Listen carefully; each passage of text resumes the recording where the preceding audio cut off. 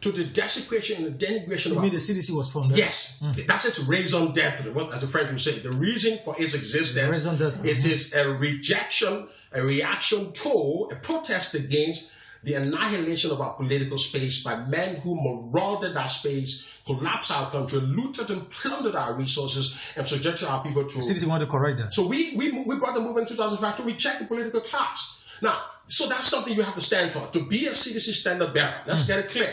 And I'm not just talking in Bureau, I'm talking about the broad set of people who fit this profile. You have to have democratic, unprecedented, democratic credentials, pluralist, populist-based bona fides. You don't just ascend to the CDC standard bearership because you have the biggest checkbook in the country. If we had to do that, then obviously we have no right to demand something great. To demand something of CDC, it means those who lead CDC have to be able to aspire to something bigger to transform. But if your past is checkered, and then you become the standard bearer... Samuel, are you indicating that Benoni Urey does not fit in your definition of a qualified candidate for the CDC? In my definition, when we founded the movement, I wouldn't imagine him being the standard bearer of the movement. Why? Because of his political past. I mean, those are the movement we're rejecting. Those are the things we're rising up against. In the association with Taylor and MPP? Look, you're trying to be divisive here. You're trying to exclude some Liberians from the political and this is one of the points I want to make. Reconciliation. What is wrong with Benoni Urey? To reconcile with people who hurt us in the past. It's not the same thing. I can accept you. We can eat together. We can sleep together. We can build movements together. But I can accept you to be the ideal.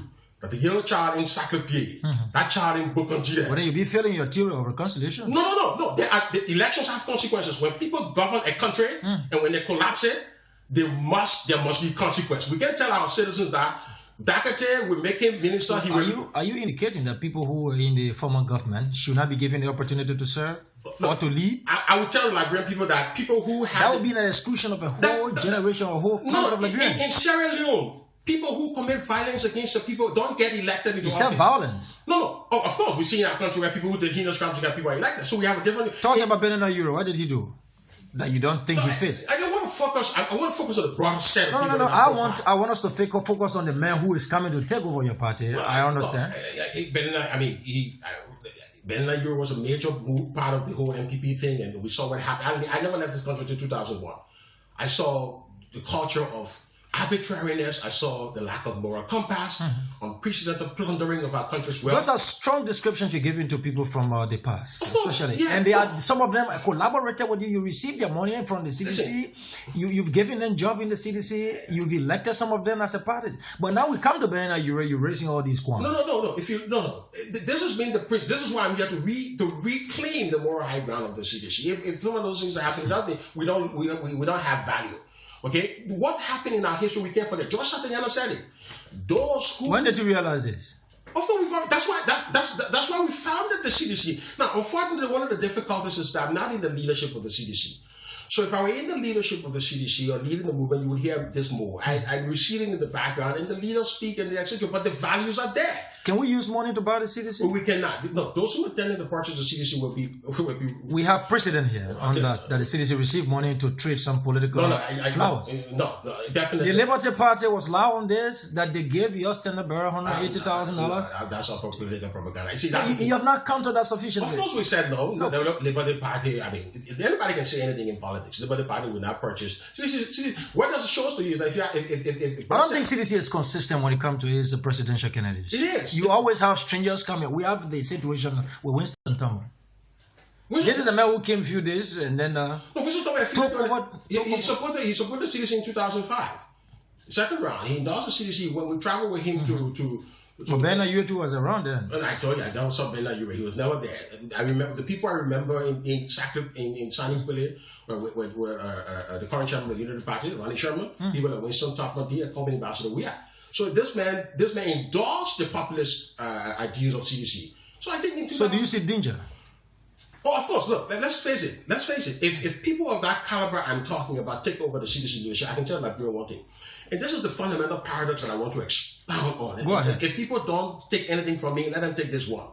You don't have a right to complain about the lack of development, corruption, when the quality of leaders you elect will engender that. So where the scrutiny, where we need to tighten the boat, it's not when people are elected and expect something.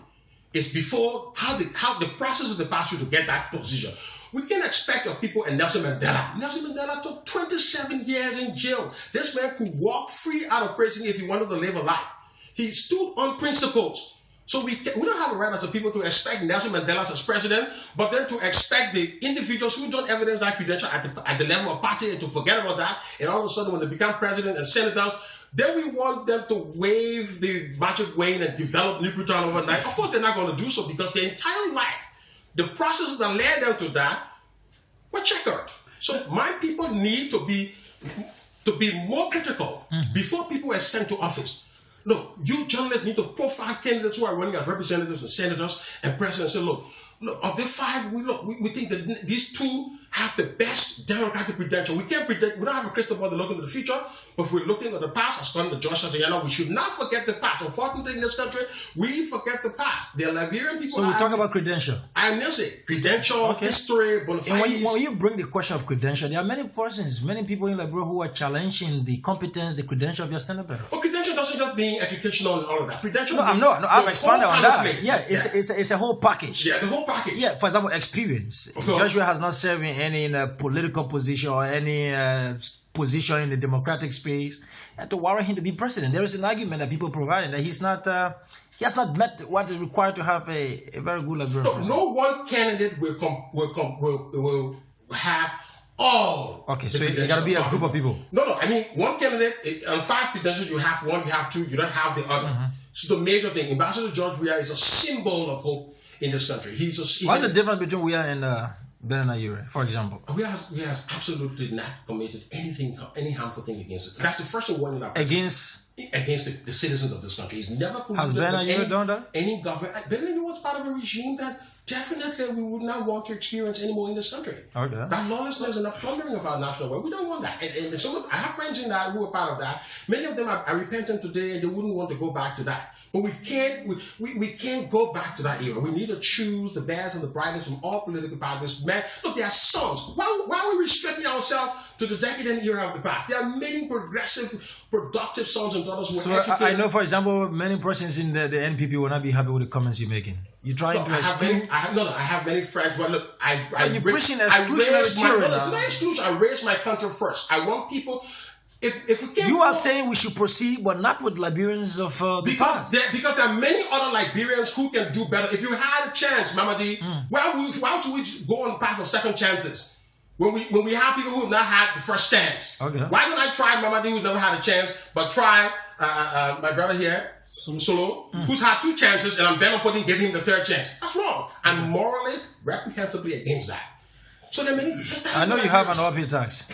Oh, of course. This is coming to politics is a challenge. If I will be a lone voice, I'll be the lone voice in articulating this. Okay. But I'll continue to educate my people, and I think my